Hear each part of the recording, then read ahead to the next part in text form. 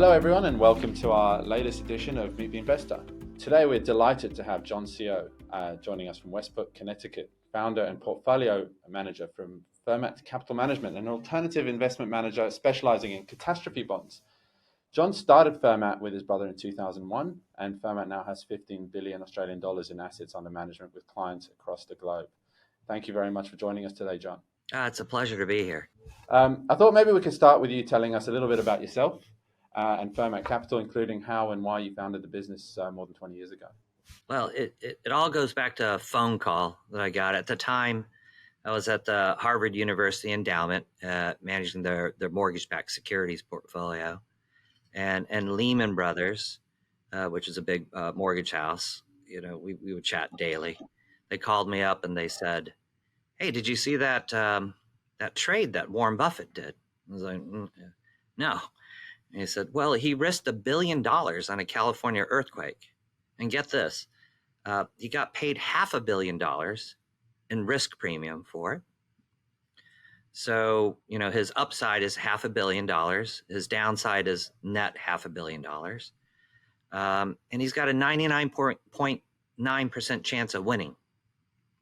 So we know earthquake statistics quite well. So the market was really buzzing about it, and I'd heard it first from them. I said, "Oh, that's amazing."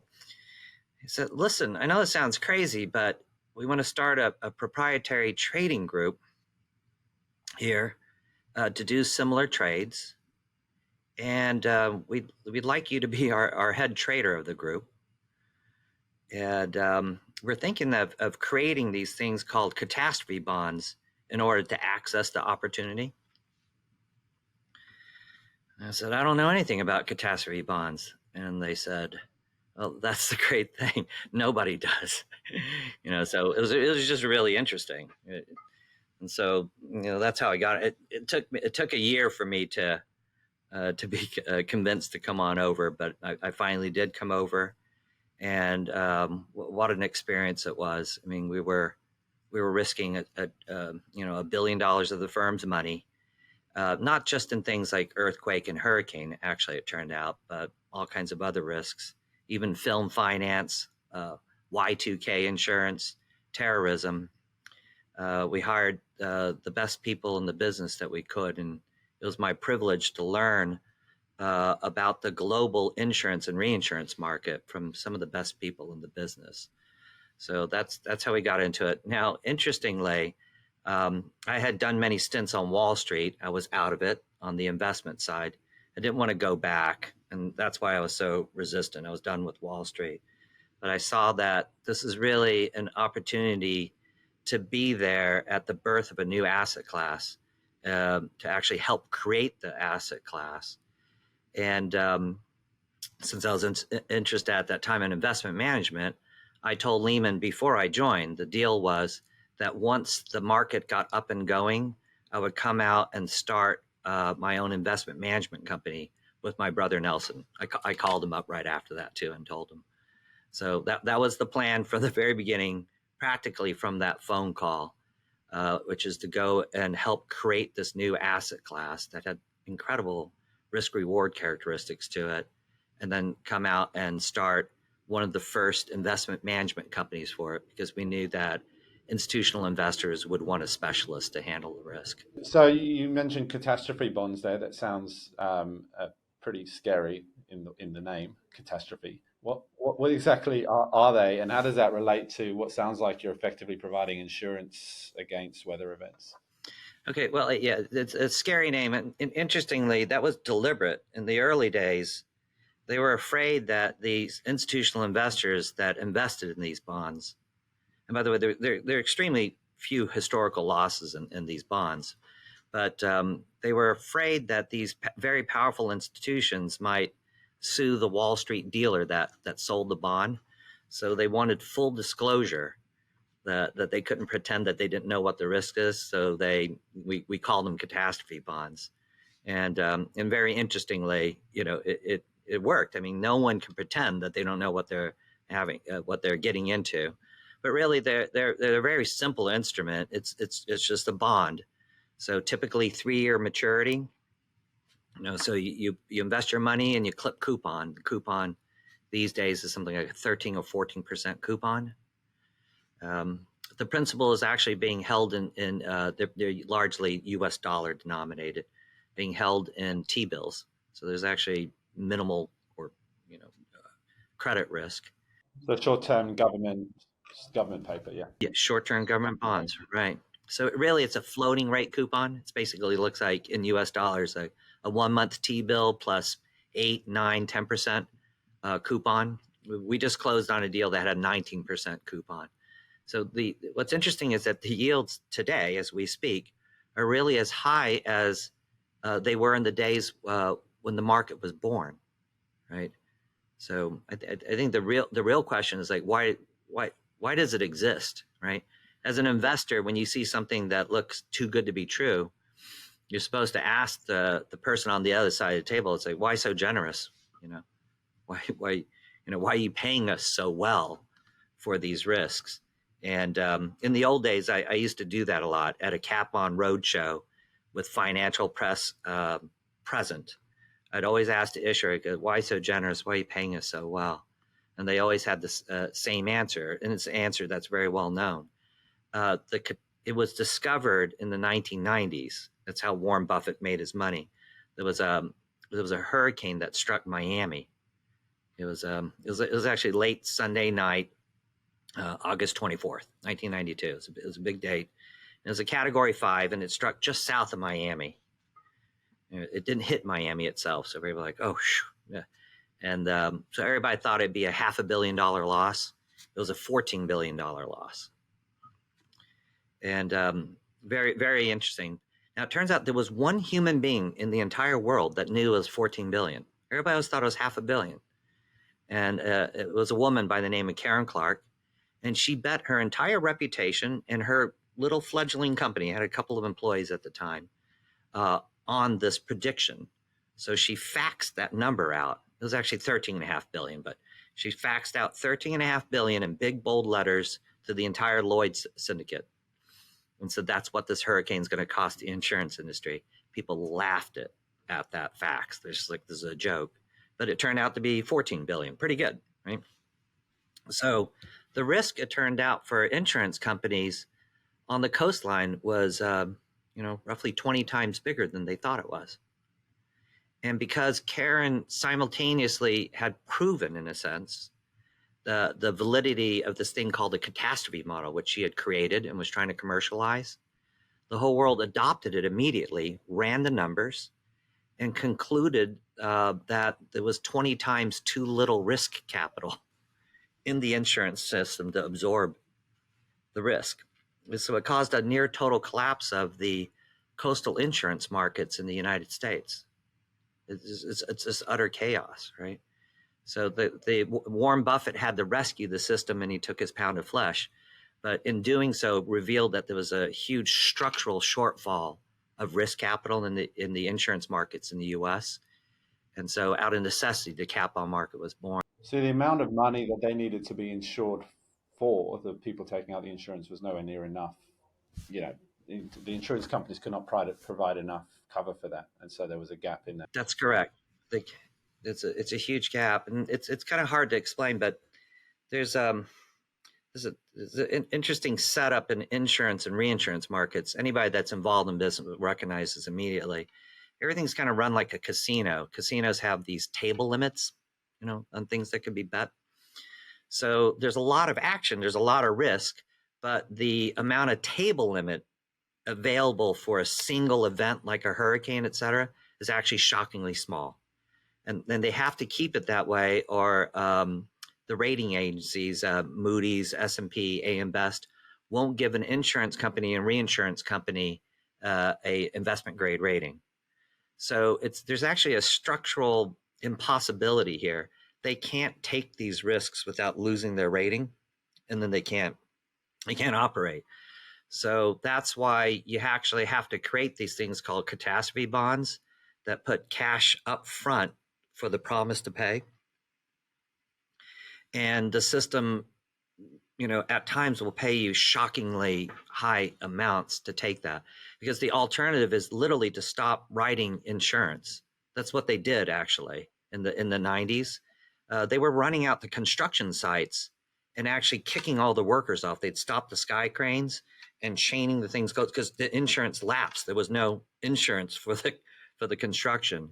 You would see that they couldn't close on home sales because if there was any financing, you needed to have insurance in place, right? So that's construction companies, owners of buildings. I mean, who's taking out the insurance? Yeah, just the insurance system itself. Actually, when it's under distress like this, there's not enough risk capital. They actually just have to stop. And I know it sounds crazy, but I remember actually being shown. It was a home that in today's market would be like $35 million. It was a beach house, and it was on offer for less than $1 million, and there were no takers because it was a red letter disclosure that says no insurance is available for this. It's a disclosure. If you buy this property, a hurricane could take it down, and insurance is not available anywhere in the world at the moment. So it's just like, it just causes, it was very shocking. And as I say, Warren Buffett had to come in and backstop the whole system. He's literally like restarting the entire economy effectively. So he could just charge anything he wanted. He was the only game in town. So cat bonds, and unfortunately, he boasted about it too hard in his annual letter to shareholders, and it inadvertently gave the blueprint for the cat bond market. He said, "I'm the only insurance company that is AAA, can take $1 billion, earthquake or hurricane line."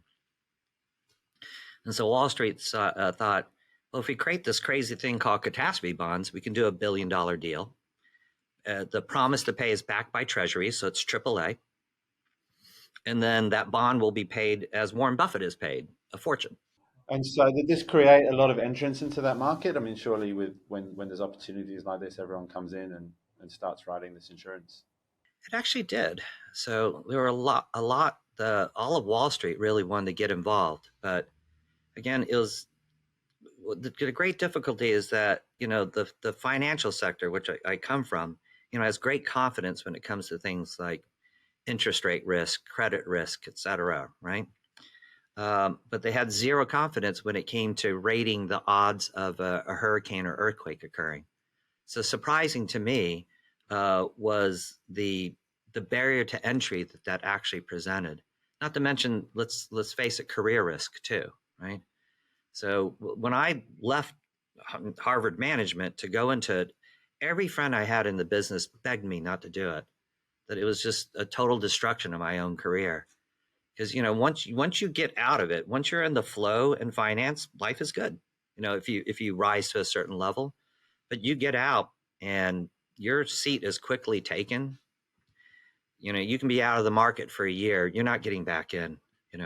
So they all begged me not to do it. So there was a lot of career risk too, because only could I put it this way here: to risk $1 billion of Wall Street firm's money, you need to be a senior person. And so not many people had that privilege. But then you were stepping out of the regular market, and there's like 100 people that want your seat, so you're not going to get back in. So it was interesting. So we had a lot of people from the insurance side that gave it a go, but most of those people didn't know investment management and proprietary trading. It's very complex. So these days now it's $110 billion market, and there's roughly 60 firms like Fermat, ourselves. So it's not like there aren't people that aren't giving it a go, but the early days it was fewer than you would think. So how has that developed since those days? So that was obviously protection against US hurricanes in a particular region of the US. Is that the main focus, or is all natural disasters covered? Or how's it developed as an industry since then? Right. I mean, the largest risk still is Florida hurricane. But of course, we have earthquake risk from all around the world, including Australia and New Zealand. There are flood risks, tornado hail risks. We actually have a little bit of cyber risk in our marketplace. It just emerged. So it's not just, but it still is dominated by hurricane and earthquake risk. And have the returns always, or at least the yields that you were talking about, always been as high? And what drives different return profiles over time? And maybe whilst you're talking about that, what about the risks as well? Yeah, like all markets, you have, some years are more attractive than others. but it's always had a coupon, let's just say, that's, double equivalent credit paper, even in in moments where the yields are the tightest. Now they are at historical highs. So, similar to the conditions that gave birth to the market back in the late 1990s. And in a word, it's all things. It's actually quite complex, but I'm not going to go on about every factor. If there was one factor I could give, it's inflation. So inflation simply made it more expensive to replace a building. Right? If a building is destroyed by a hurricane, it's now 30% more costly to replace that building than it was pre-pandemic. So literally, the catastrophe risk exposure is 30% higher due to inflation. And that translates into roughly $100 billion of risk. So insurance companies, due to inflation, now need to, in step-like fashion, buy $100 billion more of coverage. And that capital doesn't exist. So they are now throwing premium at us on the catastrophe bond side, to in a good old fashioned way to attract capital to the risk. And as I say, it's the urgency of this is actually quite severe.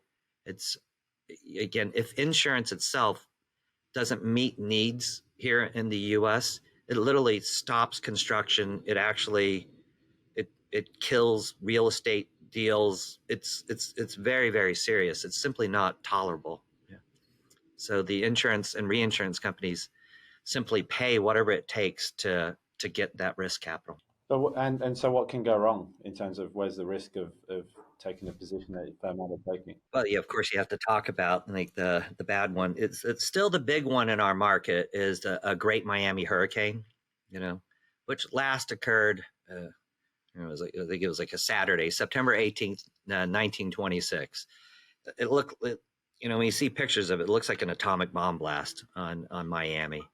So if that is replayed, your total return on the portfolio, you should expect to be down roughly 15%. If you really, so you'll have a bad year, you'll be down 15 to 20%. It's not possible from any single event or even a series of events to lose the entire portfolio. It's too diversified. But a Great Miami Hurricane is still the single greatest exposure, and it would take the portfolio down that much. Now, okay, so you're not blown out of the water and you can keep trading forward. What really gets interesting is that, and we've not experienced this, right? The worst year that we've had really was Hurricane Katrina in 2005. We were down 3% for the year, right? But then what happens, as you can imagine, is our capital is now incredibly precious to the system. So on a go-forward basis, as you reinvest, basically yield spreads effectively double, even triple. So the cost of insurance has gone up, and you benefit from that. Yeah, exactly. So it's not like you're trying to be clever, calculate the odds, you get unlucky. Okay, that's it. You suck it up and move on. We're actually, as I say, a critical part of the financing of just core economic activity. And after a large event, the insurance and reinsurance market is so heavily impaired by the event that the demand for cat bond coverage just skyrockets, even above the already high normal level. And you can see deals that come to market that will have a 40% yield to it, and the risk is like 1/10 of that, 1/20th of that, right? They're just, and again, I always ask, why so generous? And then the counterparty will say, because we're taking this risk capital that you're providing us, and we're reselling it on for double of what we're paying you. Because it's you can just ask anything for that risk capital in that moment. Makes sense. And so, given the risk is single natural disaster events, is there sense in spreading those insurances across as many different types of disasters across the world, different earthquakes in different regions, and so on? Yeah, for sure. In a typical portfolio that we run, we'll have like 300 positions in it. Now, I don't want to say that there's 300 different, regions that we're covering, but, even if you can be more northern Florida versus southern Florida, or maybe, the panhandle of Florida, and of course, all up and down the coastline, we have single state risks. We just closed on a Louisiana only, hurricane. And the good thing about, these physical risks like that is that, a hurricane or earthquake can't be at two places at once, right? If you're making landfall in Louisiana, you're not making landfall in South Carolina. So we have a lot of single state risks. And then, of course, too, globally, we do have earthquake risks and even windstorm risks all over the world. I don't want to, overstate it and say that we're just hyper diversified, but, any diversification that you're getting compensated, still compensated well for the risk for, is absolutely welcome in the portfolio. And it's a very important part. That's why, in a great Miami hurricane, we're down 15% as opposed to down 50%, by zero. It's these diversifications all add up. And so you've been talking to investors who've provided you capital to take advantage of these catastrophe bonds for many years. Where does it fit as an asset class in a standard portfolio that might include shares and bonds and maybe some alternatives? Where would this sort of asset class fit within there? Gosh, so most of our investors, the vast majority, are institutional investors, and it's interesting. It's almost equally split between those who use it as an equity substitute. Interestingly, because if you actually look at what's going on, the reason why we're getting paid so much is that these bonds are a substitute for equity. These insurance companies would actually have to raise equity, but they can't, in a sense, because they have to tell the people that they're raising the equity from, it's like, by the way, I'm going to put your equity up against a great Miami hurricane. So they're like, but it's synthetic equity. And so you get paid a very high return, but with, frankly, corporate bond-like risk. So there are many that recognize that and just say, I'm just going to reallocate out of the equity bucket. Of course, because they're bonds, there are also equally many institutional investors that say, I'll lighten up on some corporate credit and I'll put some in here, right? And it's paying double, even triple the corporate spreads for the same level of risk. I love it. And then in terms of high net worth individuals, what we see is that they will often use it in their as an alternative instead of investing in a long short, hedge fund, which typically you do, right? Because you're looking for absolute return. You're going to ignore the fact that if the broader market has an unbelievable year that underperforms, you're okay with it, right? But that if the market falls out of bed, you stand a chance of still generating a return. So I think it's very obvious that the cat bonds work well that way. If you look at every major financial crisis that we've had since the inception of the cat bond market, there's always been a positive return, right? And that intuitively we understand that a market crash can't cause an earthquake or a hurricane to occur. So it's like perfect isolation, and it has performed that way. And so a lot of high net worth individuals are delighted to use this as an alternative. Now, of course, too, I have a personal portfolio that's invested in a lot of things too. As you know, that when you go typically to a non-correlated absolute return asset class, you have to accept, let's say, relatively modest returns. You have to be realistic, right? You're not going to, and that's what's unusual about cat bonds. I mean, they're giving you, a low to mid-teens type of return, while we have this fundamental non-correlation to a market crash. And look, John, probably we'll wrap up with one last question. I mean, clearly the risk here is the propensity for natural disasters to occur, and the more that happen, the sort of greater risk in the portfolio. Have you noticed an increase in the number of natural disasters over the last few years? May or may not be linked to changes in the climate, and how do you foresee that sort of playing out for the market, for the asset class itself? Right. Obviously, a very serious question and a very obvious one. We have on staff an atmospheric scientist. We're familiar with an entire literature, so we do follow it. I will say this: that that if you look at the scientific literature, the worst fears of it are fully baked into our marketplace. It's very natural to do that. But the worst fears are actually on a 50 to 100-year time frame. You know, so for example, the worst fears in hurricane is that by end of century, potentially the hurricane risk is maybe 10 to 20% higher.